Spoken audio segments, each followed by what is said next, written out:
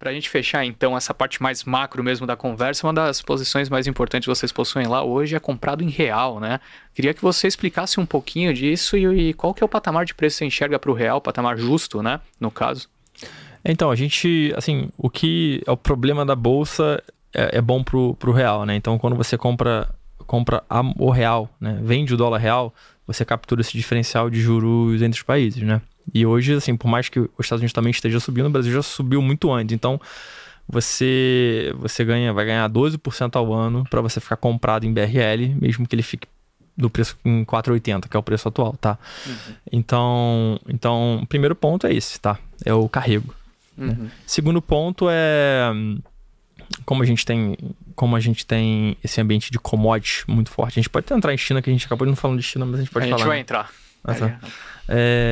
Mas as commodities, obviamente o Brasil é um exportador de commodities. Quando os termos de troca, quando as commodities estão em níveis muito altos, a moeda deveria se apreciar, a gente fica mais rico, né? Então a gente roda vários modelos e a gente tem um target em torno de 4,30, 4,50 pro BRL. Então você tem essa apreciação, né, esse ganho de capital, além do carrego. Então hoje a gente tem uma parte da posição não só contra o dólar, né, porque o dólar, a economia americana também está muito forte, tá? Mas você tem um diferencial de juros assim grande também para países emergentes, né, que estão com um fiscal pior que o nosso, que estão com as contas piores que a nossa. Então a gente gosta bastante do BRL, tá? É comprado em real versus dólar e versus uma cesta de moedas emergentes, né? Que não tem o diferencial de juros é menor, mas o Brasil, assim, é o país que está diria, com o maior juro real. Né? Interessante. Bom, então vamos falar um pouquinho sobre commodities e a gente pode entrar nesse papo de China. Boa. Entrando um pouquinho já setorialmente, falando sobre empresas, né? Um dos pontos que você destacou, eu achei interessante, é o fator de você tá comprado, né, numa empresa de commodity e, pô, você tem um dividendo maior do que tá essa super taxa de juros atual, tá todo mundo querendo migrar, né, para uma renda fixa.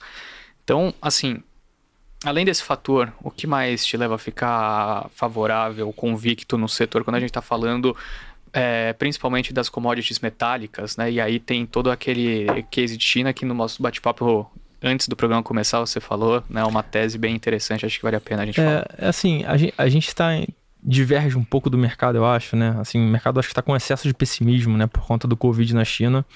Eu acho que é um risco realmente o Covid, tá? Sabe-se lá se vai ter outra cidade. Assim, agora as restrições estão acabando, né? Assim, tá reabrindo as cidades, Xangai, as maiores cidades. Mas pode ser que tenha uma outra onda, assim, sabe-se lá quantas ondas de Covid a gente vai ter. E nessa política de zero Covid, assim, sabe-se lá como é que vai ser a dinâmica de serviços ou de cadeia de suprimentos na China, tá? Mas o ponto tá tendo uma desaceleração na China, né, por conta de Covid. A China hoje é 25% do PIB global, tá? Então a economia global é impactada, né, pela parte de supply chain e pelo peso mesmo da China, mas a China está respondendo com estímulos, né? Tem uma eleição no final do ano, o país precisa crescer e esse estímulo, o que o governo tem sinalizado é que vem via infraestrutura, né? É ano de eleição ainda lá. Ano de eleição. Então, assim, provavelmente o que a gente acha é que você tem um PIB que a parte de infraestrutura de bens, né, de construção, vai performar muito bem, né?